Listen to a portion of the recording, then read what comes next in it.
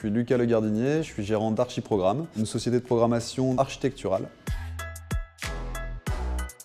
Nathalie, architecte de formation, programmiste depuis toujours, chez Filigrane Programmation. Aujourd'hui, j'ai visité une parcelle qui est pressentie pour l'implantation d'un futur équipement, donc centre médico-social, centre social, centre de loisirs, pôle sportif, qui est porté par la ville de Rouen. Et donc je suis son assistant maître d'ouvrage.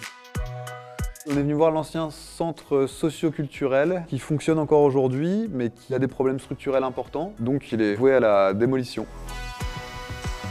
L'Université de Paris 8 s'interroge aujourd'hui sur la mise à niveau de son patrimoine, donc tout un ensemble très important de bâtiments qui sont pour une grande partie très obsolètes. L'université nous a demandé de construire un nouveau bâtiment pour la maison de la recherche, à démolir des amphithéâtres pour installer des nouvelles salles plus adaptées aux étudiants en art et à leurs pratiques, à rénover l'ensemble du bâtiment A, qui est une construction qui date aujourd'hui et qui a besoin d'être remise à niveau.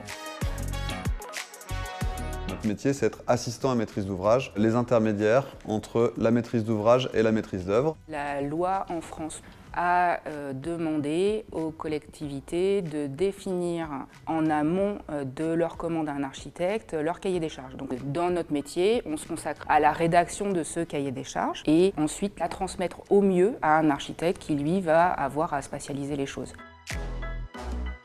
En programmation urbaine, on essaye d'accompagner les évolutions des quartiers, que ce soit en renouvellement urbain ou que ce soit pour un développement d'un nouveau quartier. La programmation architecturale, c'est la programmation du bâti. On est une profession qui est plus dans la conception. On fait du culturel, on fait de l'enseignement, on fait du sportif, des bâtiments hospitaliers. Ce qui est extrêmement passionnant dans ce métier, c'est la découverte permanente. On rentre dans des univers, ça éveille beaucoup de curiosité du fonctionnement du monde. Ensuite, la découverte d'un monde étonnant qui est celui de la construction et de la projection me semble être le deuxième point d'entrée qui pourrait intéresser un jeune. Une des phases les plus intéressantes du projet, c'est la phase de pré-programmation. C'est un moment où on doit définir les choses.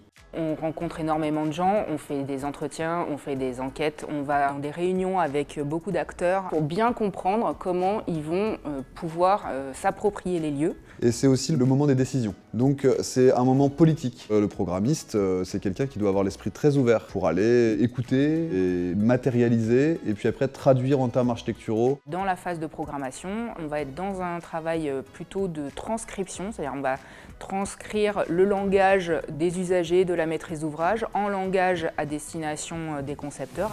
Dans le métier, le programmiste, il est chargé d'animer un jury composé de la collectivité ou de la maîtrise d'ouvrage. À la fin, ce jury décide du lauréat de la consultation et de qui va réaliser le projet.